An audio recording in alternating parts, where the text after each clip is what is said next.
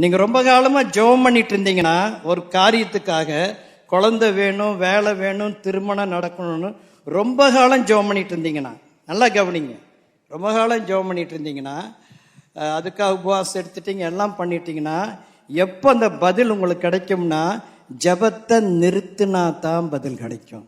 இதை சொல்றக்கா கோவை புதுலன்னு வந்தீங்க. ஆமா, ஜெபத்தை நிறுத்துங்க.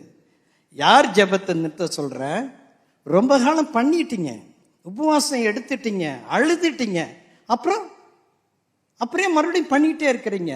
நிறுத்தும் பொழுதுதான் பதில் வரும்.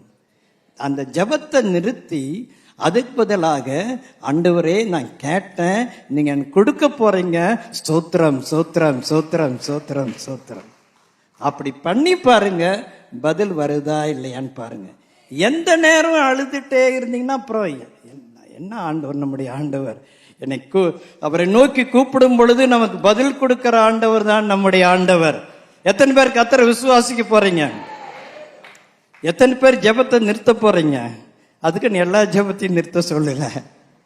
ரொம்ப காலமா பண்ணின ஜெபம், வருட கணக்கில் பண்ணினது, அதுக்கு நிறுத்தி அதை ஸ்தோத்திர ஜெபமா நீங்க மாற்றணும். நான் தனிப்பட்ட விண்ணப்பங்களை சொல்றேன், சபை குறித்தோ தேசத்து குறித்தோ சொல்லல. தனிப்பட்ட விண்ணப்பங்களுக்கு கர்த்தர் பதில் கொடுப்பார்.